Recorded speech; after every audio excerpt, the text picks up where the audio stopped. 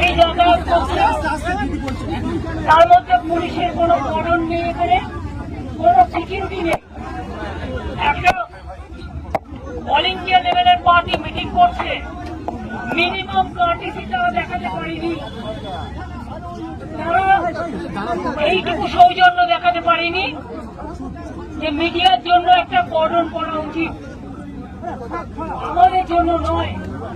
এইটুকু দেখাতে পারলে আমি জানি যারা মিডিয়া কভার করতে এসছেন তাদেরও অনেক কষ্ট হচ্ছে। আমি সবাইকে অনুরোধ করবো, দয়া করে স্টেজে উঠবেন না। একে যে বর্ষাকাল, স্টেজের কাজ করা যাবে না, আর আমি এখানে বেশিক্ষণ থাকলে স্টেজের কাজও ব্যাহত হবে। একদিকে বৃষ্টি, কি হচ্ছে নাকি? প্লিজ আপনাদের কথাটা থামাবে। আমাদের কর্মীরা তো চুপ করে গেছে, আপনারা একটু চুপ করুন দয়া করে। আমি আপনাদের বলি, কোর্টের পারমিশন থাকা সত্ত্বেও আমাদের এই স্টেজ ডেকোরেশন করবার জন্য অনেক দেরি করিয়ে দেওয়া হয়েছে। তা সত্ত্বেও গতকাল লোডশেডিংও করে দেওয়া হয়েছিল। এই প্রচন্ড বর্ষা, রাস্তায় জল জমে আছে, তার মধ্যে কিন্তু আমাদের করতে হচ্ছে কষ্ট করে। আদালতে রায় আমাদের দিয়েছে, তাই পারমিশনটা পাচ্ছি। আমরা আস্তে আস্তে দেখলাম অনেক পলিটিক্যাল পার্টির মিটিং বিভিন্ন মোড়ে মোড়ে হচ্ছে, তাদের পারমিশন দেওয়া যায়, শুধুমাত্র মমতা ব্যানার্জিকে পারমিশন দেওয়া যায় না, আর অল ইন্ডিয়া তৃণমূল কংগ্রেসকে পারমিশন দেওয়া যায় না। এটা কোন ধরনের রাজনীতি?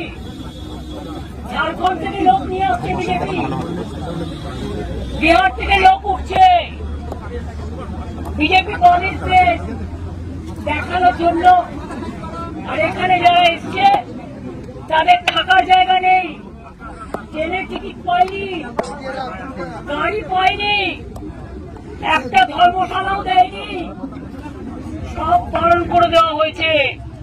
তবুও তারা এসছে প্রাণের টানে, হৃদয়ের টানে।